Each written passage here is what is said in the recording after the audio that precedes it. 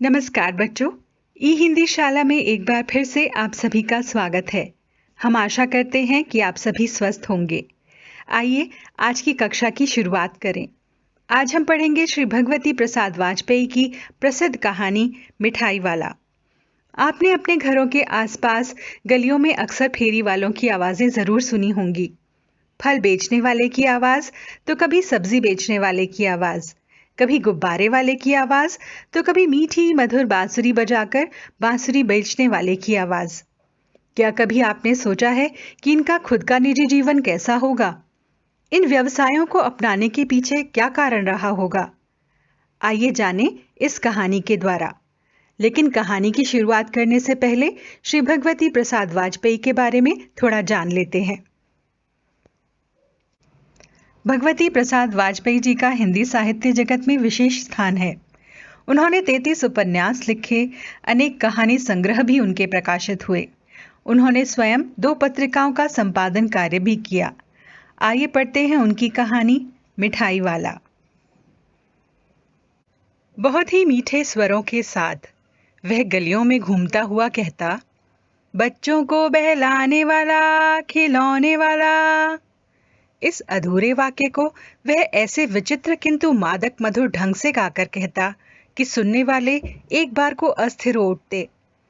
उसके स्नेह से भरे हुए कंठ से फूटा हुआ गान सुनकर निकट के मकानों में हलचल मच जाती। छोटे छोटे बच्चों को अपने गोद में लिए हुए युवतियां चिकों को उठाकर छज्जों से झांकने लगती। गलियों और उनके भीतर फैले हुए छोटे छोटे बगीचों में खेलते और इठलाते हुए बच्चों का झुंड उसे घेर लेता। तब वह खिलौने वाला वहीं बैठकर खिलौनों की पेटी खोल देता। बच्चे खिलौने देखकर पुलकित हो उठते। वे पैसे लाकर खिलौनों का मोल भाव करने लगते। पूछते, इचका दाम क्या है? और इचका? और इचका? खिलौने वाला बच्चों को देखता और उनकी नन्ही नन्ही उंगलियों से पैसे ले लेता और बच्चों की इच्छा के अनुसार उन्हें खिलौने दे देता। खिलौने लेकर बच्चे फिर से उछलने कूदने लगते और फिर खिलौने वाला उसी प्रकार गाकर कहता, बच्चों को बहलाने वाला, खिलौने वाला। सागर की हिलोर की भांति उसका यह मादक गान गली भर के मकानों में इस ओर से उस ओर तक लहराता हुआ पहुंचता और खिलौने वाला आगे बढ़ जाता। राय विजय बहादुर के बच्चे भी एक दिन खिलौने लेकर घर आए। वे 2 बच्चे थे, चुन्नू और मुन्नू। चुन्नू जब खिलौने लेकर आया तो बोला, मेला घोला कैछा छुंदल है। मुन्नू बोला, ओल देखो मेला कैछा छुंदल है। दोनों अपने हाथी घोड़े लेकर घर भर में उछलने लगे। इन बच्चों की माँ रोहिणी कुछ देर तक तो खड़े खड़े उनका खेल निरखती रही। फिर अंत में दोनों बच्चों को बुलाकर उसने पूछा, अरे ओ चुन्नू मुन्नू, कितने में लिए तुमने खिलौने? मुन्नू बोला, 2 पैसे में खिलौने वाला दे गया है। रोहिणी सोचने लगी, इतने सस्ते में कैसे दे गया है? कैसे दे गया है ये तो वही जाने, लेकिन दे तो गया ही है, इतना तो निश्चय है। एक जरा सी बात ठहरी। रोहिणी अपने काम में लग गई। फिर कभी उसे इस ओर विचार करने की आवश्यकता भी भला क्यों पड़ी? 6 महीने इसी प्रकार बीत गए। नगर भर में 2-4 दिनों से एक मुरली वाले के आने का समाचार फैल गया है। लोग कहने लगे, भाई वाह, मुरली बजाने में वह एक ही उस्ताद है। मुरली बजाकर गाना सुनाकर वह मुरली बेचता भी है तो सो वो भी 2-2 पैसे में। भला इतने में उसे क्या मिलता होगा? मेहनत भी तो ना आती होगी। एक व्यक्ति ने पूछ ही लिया, कैसा है वह मुरली वाला? मैंने तो उसे नहीं देखा। उत्तर मिला, उम्र तो उसकी अभी अधिक न होगी, यही कोई 30-32 का होगा। दुबला पतला गोरा युवक है, बीकानेरी रंगीन साफा बांधता है। अरे वही तो नहीं जो पहले खिलौने बेचा करता था? क्या वह पहले खिलौने भी बेचा करता था? हाँ, जो आकार प्रकार तुमने बताया उसी प्रकार का तो वो भी था। अच्छा, तो फिर वही होगा, पर भाई है वो एक उस्ताद। प्रतिदिन इसी प्रकार उस मुरली वाले के बारे में चर्चा होती। प्रतिदिन नगर की प्रत्येक गली में उसका मादक मृदुल स्वर सुनाई पड़ता। बच्चों को बहलाने वाला मुरलिया वाला। रोहिणी ने भी मुरली वाले का वह स्वर सुना। तुरंत ही उसे खिलौने वाले का स्मरण हो आया। उसने मन ही मन में कहा, खिलौने वाला भी तो इसी तरह से गा गा कर खिलौने बेचा करता था। रोहिणी उठकर अपने पति विजय बाबू के पास आई। जरा उस मुरली वाले को बुलाओ तो, चुन्नू मुन्नू के लिए भी ले लूं। क्या पता ये फिर यहां वापस आए ना आए। वो भी जान पड़ता है कि पार्क में खेलने निकल गए हैं। विजय बाबू एक समाचार पत्र पढ़ रहे थे। उसी तरह उसे हाथ में लिए हुए वो दरवाजे पर आकर मुरली वाले से बोले, क्यों भाई, किस तरह देते हो मुरली? किसी की टोपी गली में गिर पड़ी, किसी का जूता पार्क में छूट गया और किसी की सौंथनी है जो खुलकर लटक गई। इसी प्रकार से दौड़ते भागते हुए बच्चों का झुंड भी वहां आ पहुंचा। एक स्वर में वो बोल उठे, अम्बी लेंदे मुल्ली और अम्बी लेंगे मुल्ली।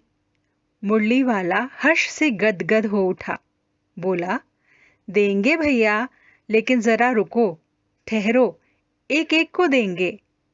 अभी इतनी जल्दी हम कहीं लौट थोड़े ही जाएंगे, बेचने ही तो आए हैं। और है भी इस समय मेरे पास एक दो नहीं, पूरी 57। हाँ बाबूजी, क्या पूछा था आपने? कितने में दी? दी तो मैंने पैसे की 3-3 पैसे के हिसाब से हैं, पर आपको मैं 2 पैसे की में ही दे दूंगा। विजय बाबू भीतर और बाहर दोनों रूपों में मुस्कुरा दिए। मन ही मन कहने लगे, कैसा है, देता तो सबको इसी भाव से होगा, पर मुझ पर उल्टा एहसान लाद रहा है। फिर बोले, तुम लोगों की तो झूठ बोलने की आदत ही होती है। देते होगे सभी को इसी पैसे में, पर एहसान का बोझा मेरे ऊपर ही लाद रहे हो। मुरली वाला एकदम अप्रतिभ हो उठा। बोला, आपको क्या पता बाबूजी कि इनकी असली लागत क्या है? ये तो ग्राहकों का दस्तूर ही होता है कि दुकानदार चाहे हानि उठाकर ही चीज क्यों ना बेचे, लेकिन ग्राहक तो यही समझते हैं कि दुकानदार उन्हें लूट रहा है। आप भला काहे को विश्वास करेंगे? लेकिन सच पूछिए तो बाबूजी, असली दाम तो 2 पैसा ही है।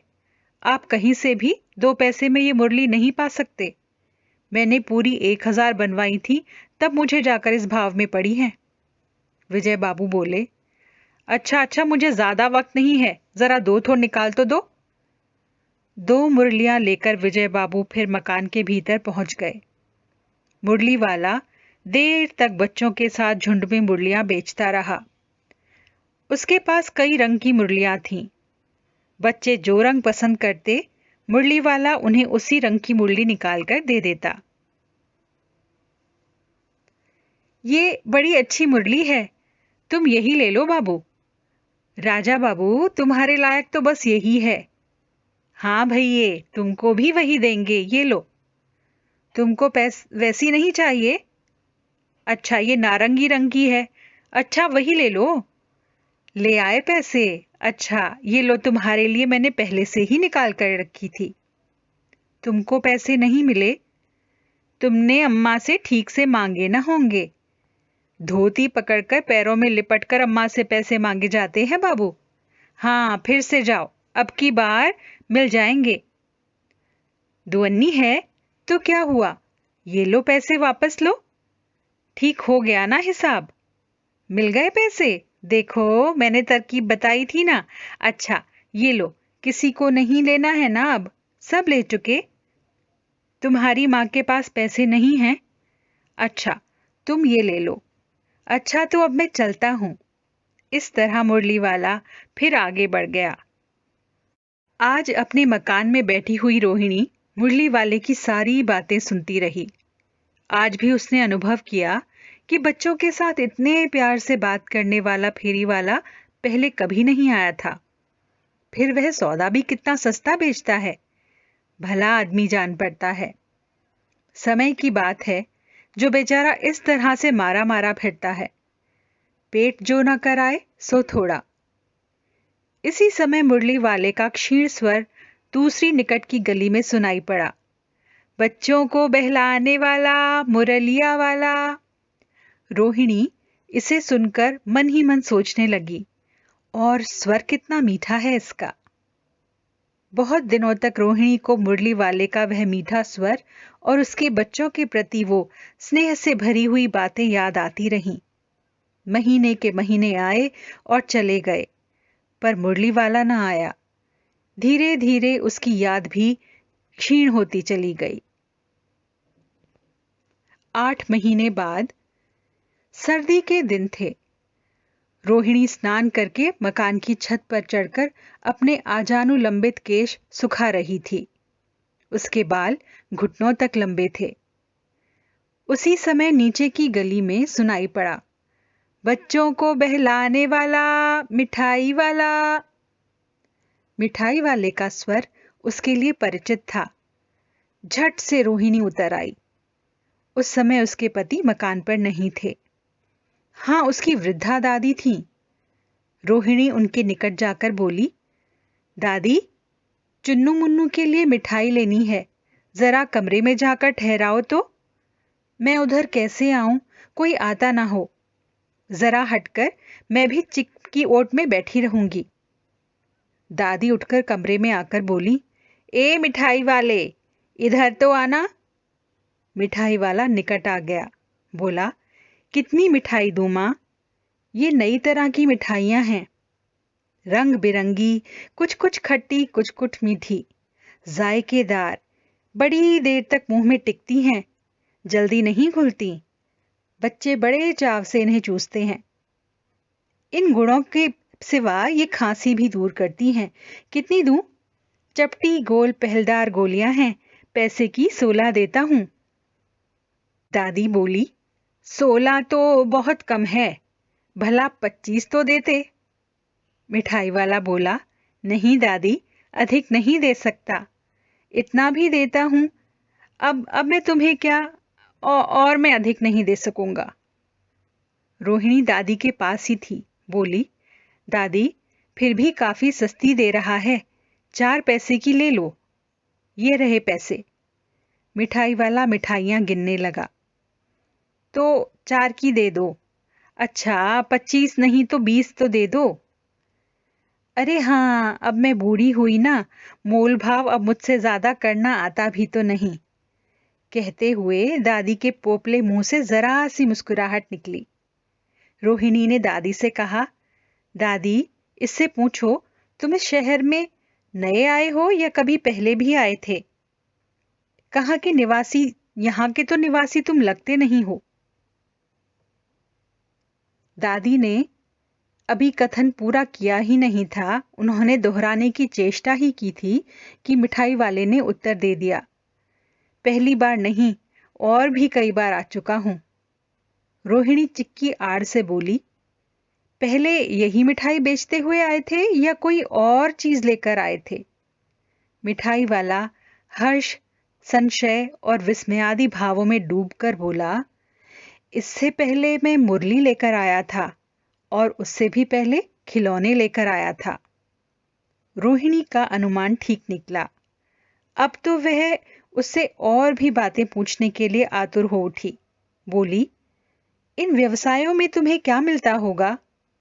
वह बोला, मिलता भला क्या है, यही खाने भर को मिल जाता है, कभी कभी वो भी नहीं मिलता, पर हाँ, संतोष, धीरज और कभी कभी असीम सुख जरूर मिल जाता है, और वही मैं चाहता भी हूं।